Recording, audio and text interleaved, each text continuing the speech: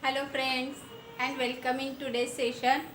Today we are going to learn about the population interactions second part, and in that only three interactions are left, that is commensalism, mutualism and amensalism, and then the chapter will be over. So these three interactions today we will see in detail with all examples, right? Now let's start with our today's topic, population interaction second part, in that commensalism, right? Now what is mean by commensalism? And in that chart of population interactions we have seen that the two species are there. Among that, one species will be in a plus, means it will get the benefit. Second species is shown with the zero, means it will be neither be beneficial or nor be harmed, right? So the second species will not have any kind of effect of the first species presence, right? So this is what it is called as a commensalism. See in the slide, commensalism, right? So it is the interspecific interaction, right, in between the two different species, not of the same species, right, in which one species benefits, right, one species get the benefits while the other is neither harmed or nor benefited. Nothing is harmed or benefited, means not be in the plus or in minus, the second species, but the first species will get benefited because of this second species. So this kind of interaction is there. This is called as commensalism. For that, different examples are given. The first example is given of epiphyte, right? Now what is mean by epiphyte? Now epiphyte is nothing but, you must have observed whenever we visit to any area where the many trees are going, or majority if you will go to the forest, then majority we can see that on the big trees and somewhere on the branch of a big tree a very small plant is growing on, right? On that big tree's branch another one more small plant is growing on, but the roots are not inserted in that plant. If it would be inserted and they are taking the nutrients from that big tree, then it would be a parasite. But here the roots are not inserted in that tree, but it is just hanging around this branch, right? So such hanging roots are there and they are absorbing the moisture from the atmosphere. These plants are green in color, means they are preparing their own food, means they are not a parasite, they are autotroph. Only what they have taken the support of that big tree. On that big tree they are growing, right? So this is what it is called as a epiphyte, right? So the first example is that epiphytes which grows on another tree's branch, right? So here example is epiphytes. Orchids are, most of the orchids are there, they are growing on a tree branch, right? So here tree will neither be harmed nor be benefited because of the presence of orchid, but orchids get benefit of this tree for the growth, right? Second example is given of barnacles, right? So barnacles are growing on the back of the wells, right? So here if you will see, this is a very big fish and on this top you can see a one more small barnacle is there, right? So this barnacle is growing on the back of a well, right? So here well doesn't harmed because of the presence of barnacle, or does not get any kind of benefit due to presence of this barnacle, right?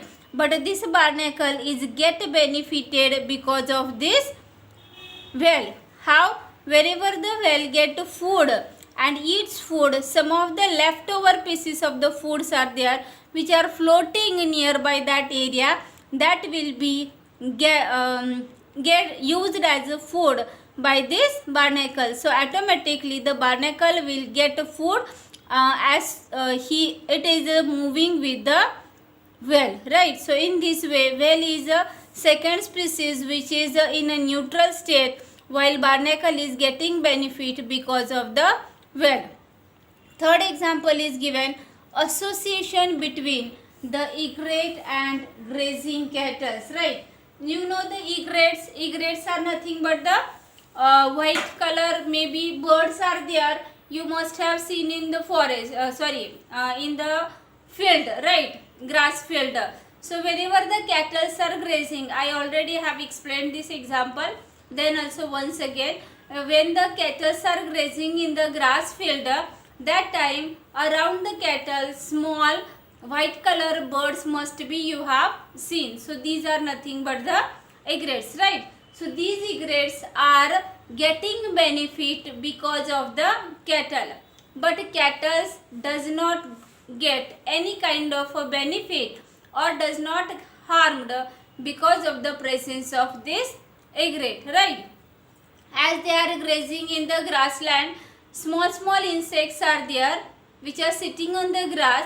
Whenever the cattle just walk and grazing, that time these insects will just fly away, right? And these flying insects are there that will be picked up by these egrets as a food. So maybe if these insects are there in the grass, then maybe they get hide and egrets will find it very difficult to take their food, find their food. But due to presence of cattle, when the cattle are walking, easily these egrets get their food, right? So that's why egrets are in benefit due to cattle, but cattle are not getting any kind of benefit or not even harmed due to egret, right? So in this way, the association between the egret and the grazing cattle is there. That is shown amensalism interaction, right? Egret always foray close to the cattle are grazing because they easily get the insect which is their food. Next example is given, the clone fish living along with the sea anemone, right? You know the sea anemone, right? Having so many tentacles, right? So this clone fish is there, get protection from the predators because of the sea anemone. Now sea anemone, if you will see, having so many tentacles, right? And it releases some of the poisonous chemicals.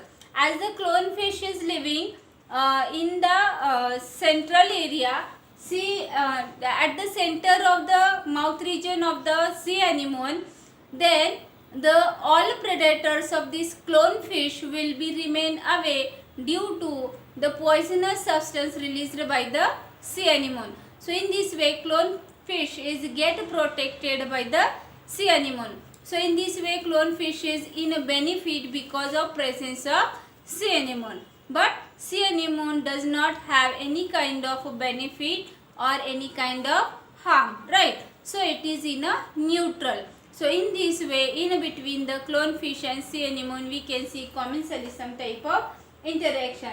Next one is the sucker fish on the back of shark. Now you can see here a big picture of shark is given, and here near on the back of the shark, here nearby you can see the side by also sucker fishes are there, right? So these fish, as they are stick to the shark body, right? So whenever shark will eat food, any kind of food material, then the small pieces automatically just get float along with that, and these sucker fishes will get their food without doing any kind of efforts. Automatically they are getting their food because they are living with the shark. So this sucker fish is in a benefit due to presence of shark, while shark is not getting any kind of harm or does not have any kind of benefit due to presence of these sucker fish. So in this way, all these different examples are there. They are showing that among the two species, one species is there that will be always in a benefit due to the presence of the second species, but the second species don't have any kind of harm or a kind of a benefit due to presence of the first species. So this is about the commensalism. Let's take a look in your textbook also. Commensalism. Here the definition is given. What is mean by commensalism? Interaction in one species benefits and the other is neither harmed or nor benefit. Right. Example is given of orchid growing on mango branch. Barnacle's example is also here. Right. Then cattle and egret. Grazing cattle and egrets. This example is also given. Then on next page, if you will see, sea anemone and clownfish is given, right? Has stinging tentacles, right? So because of this stinging tentacles, this clownfish will be protected from its predator. Next interaction is a mutualism, right? So in a mutualism is the interspecific interaction in which both the species interact get benefit. So here little bit difference is there. In commensalism we have seen that only one species get benefit, second will be neutral, no benefit no harm, right? But in mutualism both the species will get benefited due to the presence of the another species. So here both are in plus, right? Example is given of lichens, right? Lichens are a relationship between fungus and algae or a cyanobacteria, right? Now you must have studied the lichen as an example of a symbiotic association in lower classes, right? So in a lichen it is a association between the fungus and the algae. As you know that algae is a green in color, containing chlorophyll, means it can prepare its own food by the process of photosynthesis. And the second species is the fungus, right? So fungus, you know, due to absence of chlorophyll, it is heterotrophic in mode of nutrition, right? So in this way fungus will get the food from the algae, and in return to that the fungus will absorb the nutrients and gives the protection to the algae, right? So in this way both the species, due to presence of each other, get benefited from each other, right? So that's why this kind of relationship is known as the mutualism. Second example you can see, that is the mycorrhiza. Now myco means what? Fungi, and rhiza means root. So this shows that there is an association between the roots of the plant and the fungus, right? So this kind of association generally we see in case of pinus. Now you can say that fungus, as it is heterotrophic mode of nutrition, it need food. So for the food it will depend on the trees, right? Whatever the tree will prepare food, the fungus will get. And in return to that, fungus will help to absorb the water and nutrients from the soil, because you know that in case of root there are root hairs, right? And they are unicellular. So only root hairs are the structures which can absorb the water and nutrients from the soil. So due to fungal hyphae, the absorptive area of that root is increased. So in this way fungus help the absorption of mineral and nutrients from the soil, and in return to that it gets food, ready-made food from the plant. So in this way plant is also get benefited because of fungus, and fungus get benefit from the plant. So this is a showing mutualism in them. Third example is given, that is plants depend on the insects for pollination, and in return they give them nectar or pollens to eat, right? So most of the insects are there, they are visiting the flowers, right? And they are taking the nectar from the flowers or pollen grains from the flowers as their food, right?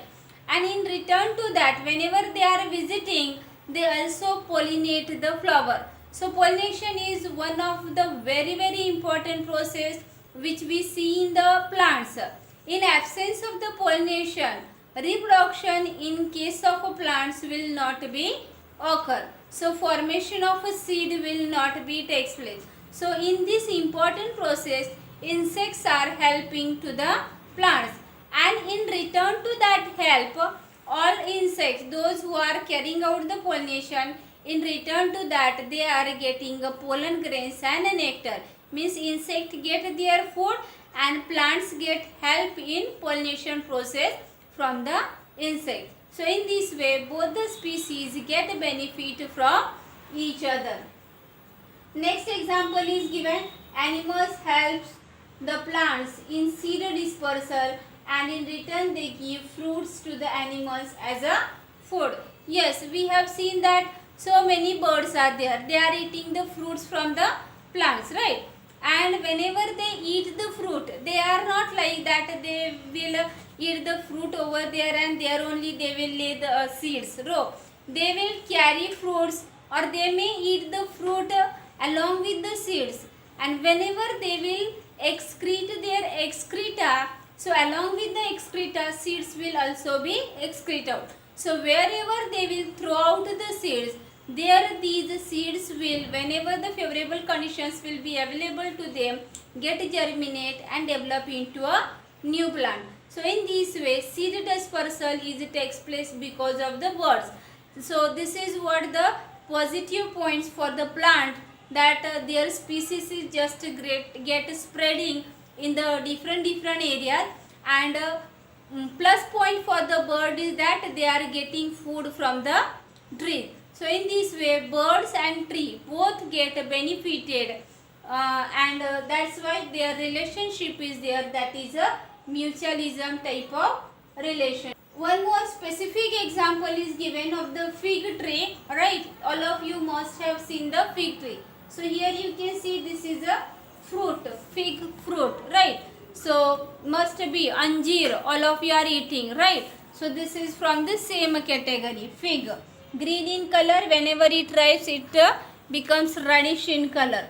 So when you open this flower, here you can see the small openings are there, and through that so many small insects are coming out, going in, right? So inside that if you will see, the structure will look like this, right? Now in this one side of this flower you will have the male flower and another side you will have the female flowers. Means here the flowers are unisexual. Now if the flowers are unisexual, then pollination is need to be carried out. Now this pollination is carried out by these insects, right? So this is known as the wasp, right? So these wasps are there. Whenever they visit to these flowers in this fruit, that time they will carry out the pollination. So in this way wasps are beneficial for the fig tree. So fig tree is pollinated by only and only wasp, right? Then how the wasp is getting benefit from this fig fruit or fig trees? Because as the wasp has to lay their eggs, they are in a search of a very safe place. So where they are laying the eggs, you can see here a lot of space is available for the wasp. So they lay their eggs inside this fruit, right? So wasps are getting the safe place to lay their eggs, right? Hatch their eggs and larvae will come out, and in that same time the flowers get pollinated of the figs, right? Because of this wasp. So here 1-to-1 relation is there. Means the fig flowers or fig trees pollination is carried out only and only by the wasp, and wasps are able to reproduce, right? Lay their eggs and produce the next generation only and only due to the presence of the wasp trees. Suppose fig trees, right? Suppose in future the fig tree is not there, then you can see that wasp species will also be extinct, right? Or suppose the wasp is get extinct, then fig tree will also automatically get extinct, because they have 1-to-1 mutualism relationship between them and they are depend on each other, right? No one else is doing this function, right? So that's why this is the best example for mutualism, right? Interaction. See in your textbook. mutualism interaction confirms benefits on both the interacting species. दोनों benefits, right? Both get benefits. Example is lichen, right? Next, mycorrhiza example is given, right? Then plant animal relationship is there, right? So pollination is also there, as well as birds, those who are eating fruit. So the seed dispersal is also given, right? Then see, one word is given, the cheater. This is used for some of the animals that they will try to take the nectar from the plants, but they will avoid carrying out the pollination. Means just they cheat the flowers while taking the food from them, and whatever the plant's expectation is there from that insect to carry out the pollination, that they will not do. That's why such insects are there. To them it is called as a cheater, right? Then one more word is given here, co-evolution, right? So whatever the mutualism relationship is there, maybe in case of the insects and flower, or in case of just now we have seen the fig tree and wasp. So in that, as they are depend on each other, if one species is get evolved, then second species has to get evolved automatically, because it is depend on the first species. So evolution of one species results in evolution of the second species. So this is what it is called as a co-evolution, right? Evolution of flower and its pollinator species are tightly linked with one another. So species of fig tree, there is a tight one-to-one relationship with the pollinator species of wasp, which we have seen, right? So here fig species pollinated by the partner, that is the wasp species, and which no other species can do, and the female wasp use the fruit only as the oviposition. Oviposition means for laying eggs. As soon as the flowers get pollinated and their ovary and ovules start to develop into the seeds, then these eggs will get hatched, develops into larvae. These larvae will get nourishment from the fruit, and they will grow up and come out from the flower. Wasp pollinates the fig inflorescence while searching for suitable egg laying sites, right? And in return for that favor pollination, the fig offers the wasp some of its developing seeds as a food for its developing wasp larva. So this is what one-to-one relation. Another example is given of orchids, right? So in orchids, if you will see, believing diversity of floral patterns may of which have evolved to attract the right pollinator insect, that is bees and bumblebees, right? So guaranteed pollination will be carried out by these only, and not all orchids offer rewards, right? Now before this we have seen that the flowers will offer the rewards in the form of pollen grains or the nectar, but this is not compulsory that every flower has to give the nectar or the pollen grains to the pollinators. Now some of the pollinators are there, they will carry out the pollination for other reasons. Example is given here. See, this is the orchid flower, and this orchid flower does not give nectar to its pollinator, right? This is the bumblebee. So what they do, they will develop one of its petal color, right, shape and structure as like the female wasp of this species, right? So whenever it will be seen to this flower, it will look like that the female wasp is sitting on the flower. So whenever male wasp see this, then for the copulation the male wasp visit to this flower, right? Then they will pseudocopulate with this petal, and during this the pollination will be carried out. So here without giving a nectar, the flower is get pollinated due to this kind of evolution in the petal. See here example is also given.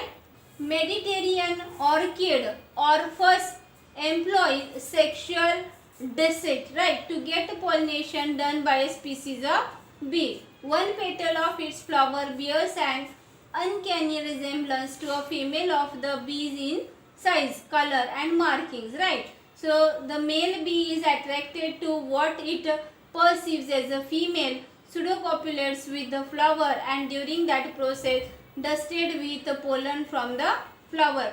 When the same bee pseudocopulates with another flower, it transfers the pollen to it, and thus pollination will occur in these flowers, right.